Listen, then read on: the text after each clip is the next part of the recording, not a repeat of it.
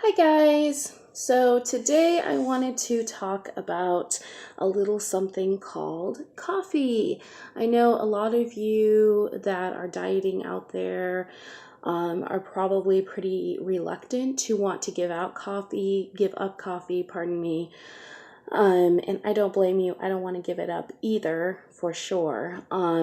So there is a way that you can have your coffee and drink it too. So one of these ways is just good old-fashioned measuring. So it's all about calories in and calories out, and just being smarter about what you are putting into your body and what you're consuming. So whatever you do, the main thing you want to watch is the coffee creamer and the sugars that you put into the coffee. The coffee itself, it's not bad. And you are going to hear some diets telling you to give it up completely, no caffeine, nothing. And you're going to hear some diets say black coffee, but black coffee just doesn't taste good to a lot of us. And it's just not as much fun, and it also can tear up your stomach. For me, it tears up my stomach. I can't do it. It has to have creamer, and it has to be sweetened with some type of sugar. Usually what I use is sugar-free creamer. That's just what I've gotten into the habit of using. It's 15 calories per tablespoon. I measure it in about a quarter of a cup, 1/3 of a cup if I'm going to be drinking a lot of coffee during the day. But I do measure it, and I do write down the calories for it.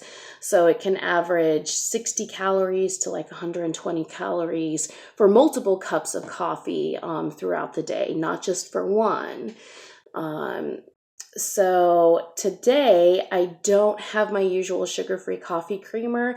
I just have Great Value French vanilla coffee creamer. It has about 30 calories per tablespoon, so it has twice what I usually have on average, but I just picked it up from Walmart. I didn't have a lot of time to get what I usually get. So I have my cute little Pusheen cat mug, which I love drinking out of. I do have my favorite coffee mugs this time of year. We're in October. It's so nice to just settle in on the couch with a blanket and have your cup of coffee or your tea, or like I enjoy doing, just sitting on your front porch or in your backyard if the weather's nice. And even if it's raining outside, you might be one of those people that likes watching the rain or the snowfall. Wherever you are around the world right now, coffee is just amazing with friends, at cafes. It's awesome. So you don't want to give it up. I don't want to give it up. So this is how to have your coffee and still lose weight and continue being healthy. So what I'm going to do is, first I have the coffee, obviously. So I'm going to pour that in right here. And then I have my French vanilla Great Value coffee creamer that I got from Walmart. Has, if you can see here, 30 calories in it. So what I'm going to do is I also have my little measurer here.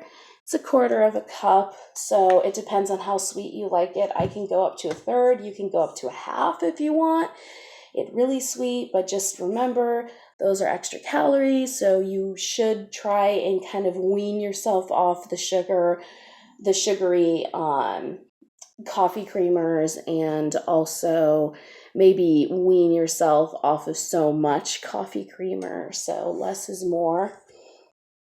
I've actually found that over the years, too sweet of coffee just kind of makes the taste not so good. So I've actually learned to actually like less sugar in my coffee, which is a good thing for trying to lose weight. So anyway, so I have it filled up to a quarter of a cup. I put it in right here, and then you just basically just kind of stir it around. I'm just using my finger. It's a little hot. But you stir it around, mix it in, and then boom, you have your coffee right here. It's really good. I like it. I have it written down exactly how many calories I've been consuming. It's about 4 tablespoons for 1/4 of a cup. If you're not good at math or conversion, just Google search it or tell Alexa to search for it, whatever you have to do. How many tablespoons are in a 1/4 cup, a 1/3 cup, half a cup, whatever, if you don't know it off the top of your head. So there's about 4. Sometimes it's 4 point or 3 point, just round it up. Just say, okay, just 4, just 3, just, a half is a half. So anyways, just measure it out, add up those calories, mark them down on your notepad or your food journal, or I have a board that is up on my refrigerator, so I'll write it down, and then I'll just carry a notepad with me. When you go out, it does get a little bit trickier, if you're one of those people that's going through Starbucks or Dutch Brothers or whatever local coffee place that you usually frequent, and you get your coffee out and when you're out and about. So there's a lot of different options for that. My advice is to look up the calories that are in your usual drink and just calories that are in various drinks, and think about switching to something that has less calories in it, that sounds tasty to you, or just plain factoring in those calories. If your coffee's 300-400 calories every day, that's a lot, but just own it. Just own that it's 300 or 400 calories a day. And that's like the equivalent of a meal.